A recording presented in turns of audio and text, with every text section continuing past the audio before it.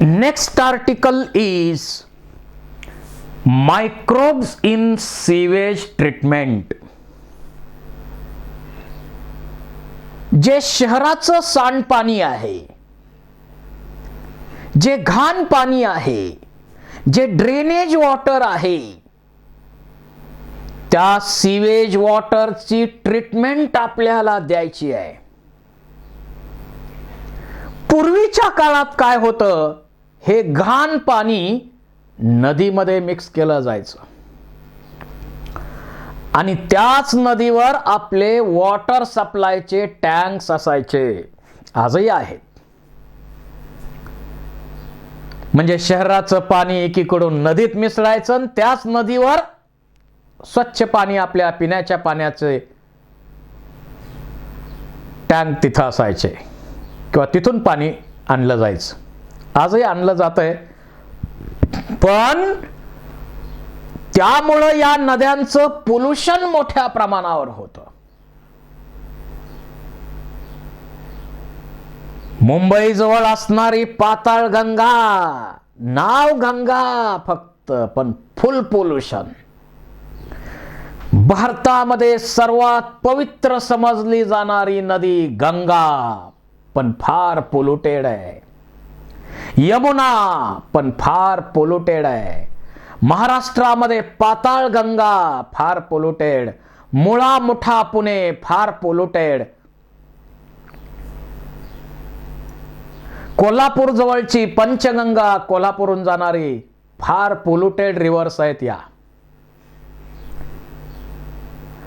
आणि त्याच नदीवर आपले वॉटर सप्लायचे टँक असतात बसवलेले किंवा तिथूनच पाणी आपण पिण्यासाठी घेतो. त्यामुळं आपल्या शरीराला सुद्धा मोठा धोका निर्माण झालेला आहे. तर पहिली गोष्ट, हे जे सीवेज वॉटर आहे ते नदीमध्ये मिक्स करायचं नाही. हे शहरामधलं सगळं सांडपाणी जे आहे ते गोळा करत करत करत करत करत एका स्वतंत्रपणे एक प्लांट उभारला जातो, सीवेज ट्रीटमेंट प्लांट. त्या ठिकाणी ते गोळा करायचं आणि त्याच्यावर प्रोसेसिंग करायचं. पहा, इथं नदीमध्ये मिक्स करत नाही आपण, तर इथं सीवेज वॉटर इथंच गोळा केलंय, त्याच्यावर प्रोसेसिंग करतोय आपण आणि फायनल प्रोसेस केलेलं वॉटर आपण नदीमध्ये सोडू शकतो. तसा काही प्रॉब्लेम नाही, नाहीतर आपण पिकाला देऊ शकतो. Sewage municipal waste water contains large amount of organic matter, microorganisms. Sewage is treated by sewage treatment plants to make them less polluting. यामध्ये तशा 3 मेन स्टेप येतात.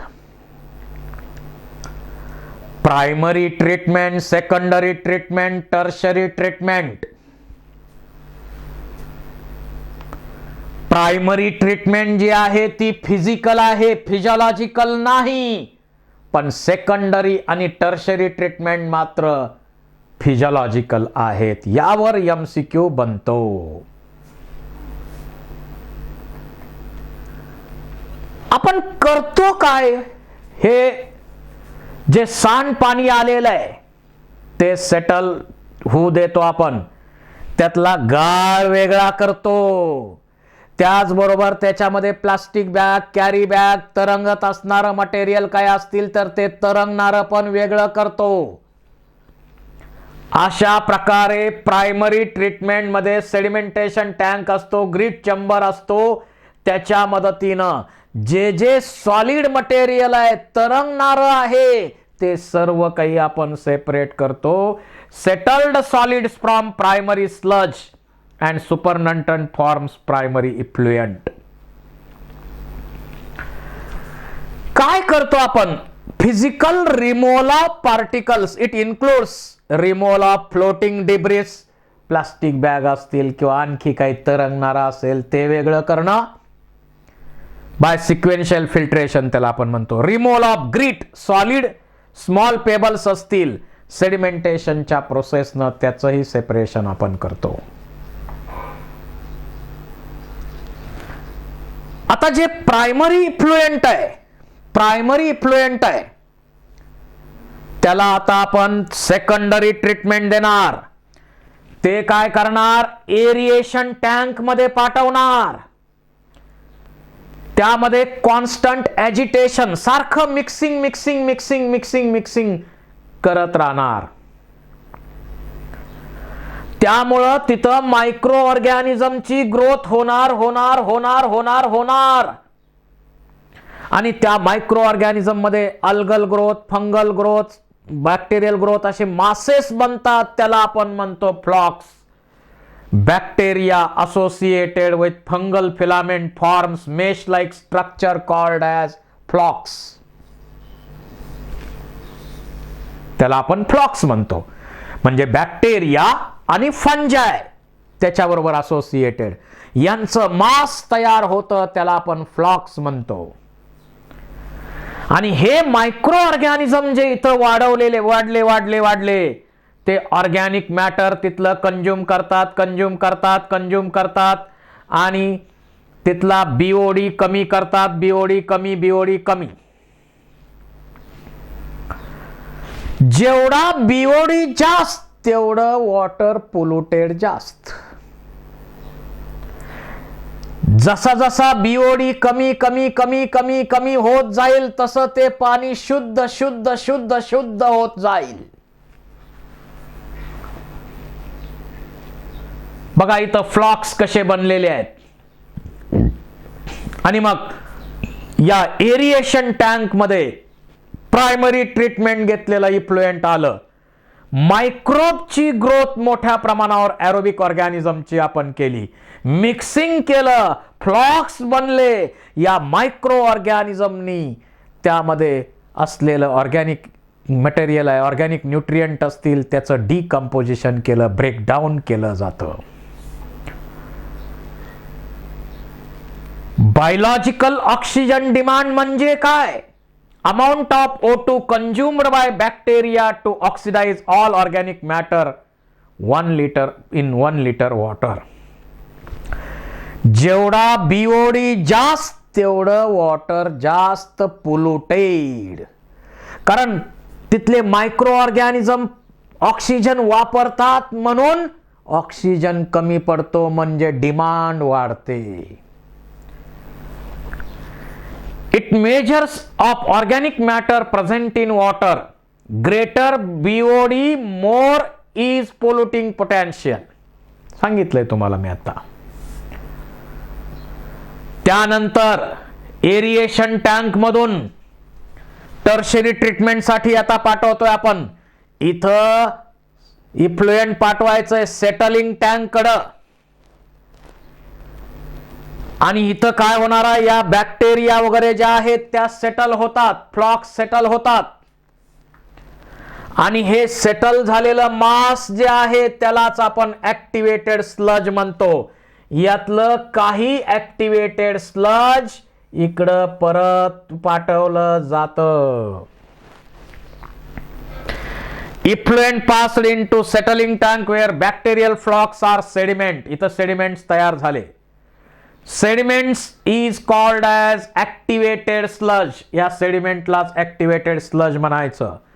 Small part of activated sludge is pumped back into aeration tank. इकडचं sludge हे microbes इकडं पाठवले जातात प्रोसेससाठी, इनॉक्युलम म्हणून.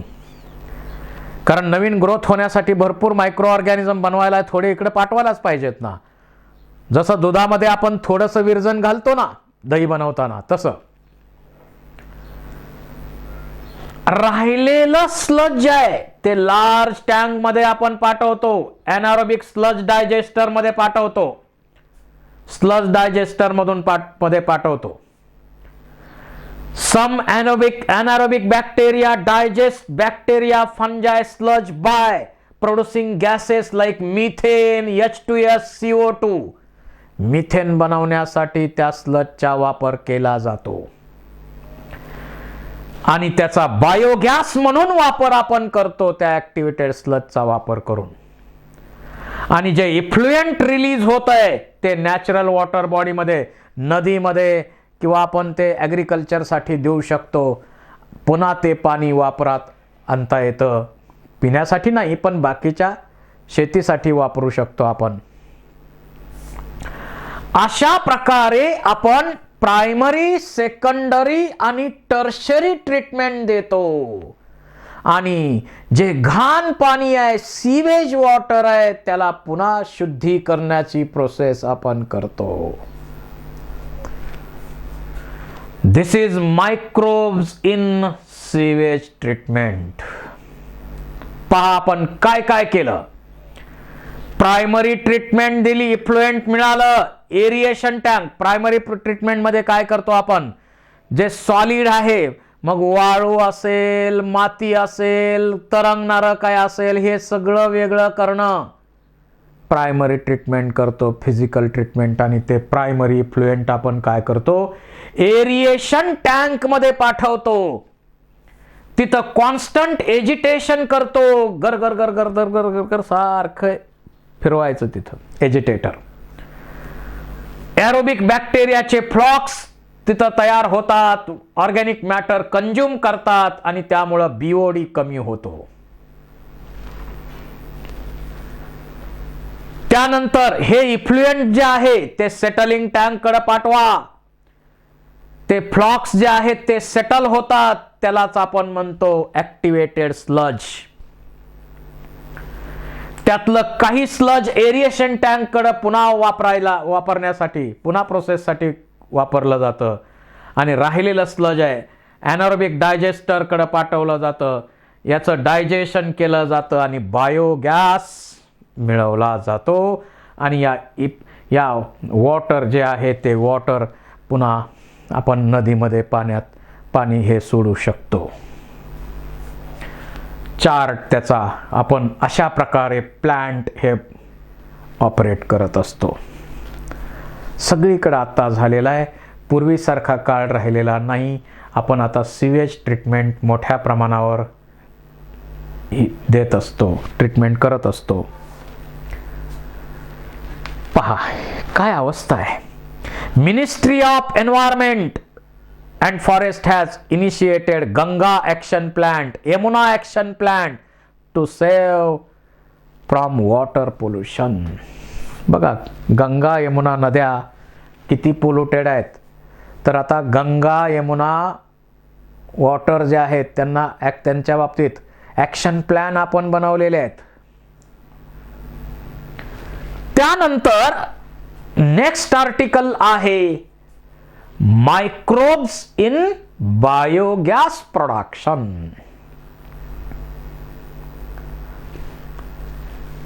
Biogas production कसं केलं जातं इथं फोटोग्राफ दाखवलेला आहे.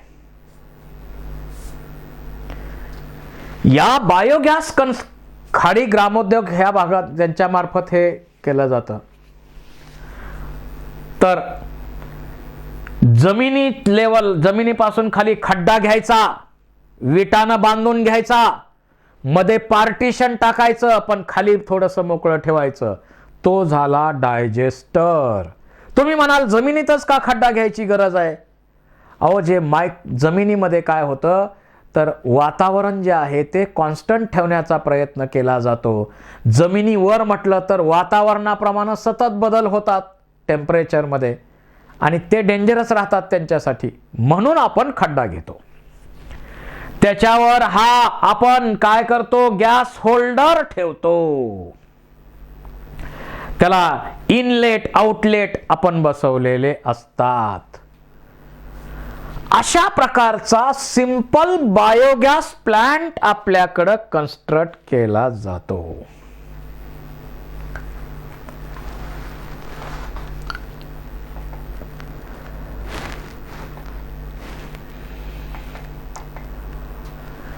बायोगॅस इज अ मिक्सचर, म्हणजे CO2 आहे, हायड्रोजन आहे, मिथेन आहे, पण मेनली मिथेन मायक्रो ऑर्गॅनिझम पासून च्या मदतीने बनतो. मिथॅनोजेनिक बॅक्टेरिया पासून बनवतो. हे मिथॅनोजिन्स R anaerobic bacteria, cellulose digesting bacteria produce methane with CO2 hydrogen म्हणजे मिथॅनो बॅक्टेरिया काय करतात, ॲनारोबिक डायजेशन करतात आणि मिथेन बनवतात, CO2 बनवतात, हायड्रोजन बनवतात. त्यालाच आपण बायोगॅस म्हणतो. Methanobacterium is found in anaerobic sludge and rumen of cattle.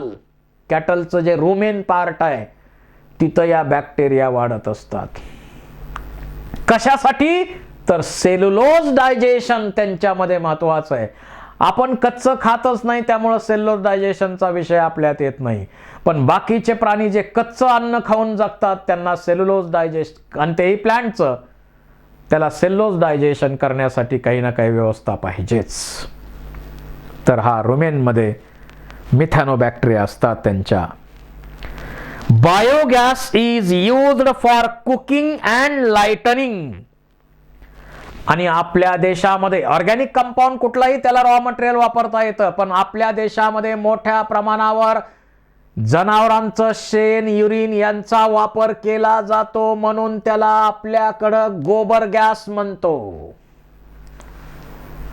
गोबर गॅस. काय केलं जातं यामध्ये, एक जमिनीमध्ये खड्डा घेतला, हा खड्डा घेतलेला आहे, विटानं बांधून घ्यायचा आणि बांधून घेतल्यानंतर या ठिकाणी एक पार्टिशन ठेवायचं. हे पार्टिशन. डायजेस्टर बनवला. अंडरग्राउंड का, टेम्परेचर मध्ये सतत फ्लक्च्युएशन होतं, त्याचा परिणाम त्यांच्यावर होऊ नये म्हणून केलंय. त्याच्यावर ठेवला डोम शेप्ड गॅस होल्डर आणि तिथून पाईपलाईन केली आपण. एका बाजूला काय केलं, इनलेट आणि एका बाजूला आउटलेट. या बाजूनं आपण कॅटल डंग स्लरी बनवणार, पाणी वगैरे टाकून त्याची स्लरी बनवणार, इथं टाकणार आणि मग तिथं आपण काय करतो, बॅक्टेरिया वेगवेगळ्या प्रकारच्या यामध्ये सोडतो. त्या बॅक्टेरिया बायोगॅस प्रोडक्शन करतात आणि जे तिथून निघणारं वेस्ट आहे ते आपण फर्टिलायझर म्हणून वापरतो आणि जो निघणारा बायोगॅस आहे तो लाइटनिंग आणि कुकिंगसाठी आपण वापरतो. आता इथं ज्या रिॲक्शन होतात त्या 3 रिॲक्शन महत्वाच्या आहेत. काय आहे या शेणामध्ये, या ऑर्गॅनिक कंपाऊंड आहेत. मग पहिल्या स्टेप मध्ये काय व्हायला पाहिजे, complex organic compounds are broken down into simple organic compounds by, बघा, complex insoluble organic compounds are broken down into soluble monomers by anaerobic bacteria like Pseudomonas clostridium. म्हणजे कॉम्प्लेक्स ऑर्गॅनिक कंपाऊंड पासून simple मोनोमियर्स बनले, पहिली step. Second step मध्ये हे जे soluble मोनोमियर्स आहेत त्यांचं कन्वर्जन ऑर्गॅनिक ऍसिड मध्ये केलं जातं, जसं ऍसिटिक ऍसिड ऍसिटोजेनिक बॅक्टेरियाच्या मदतीनं. These simple monomers are converted into acetic acid by acetogenic bacteria. And organic acids like acetic acid is converted into biogas or methane by methanogenic bacteria.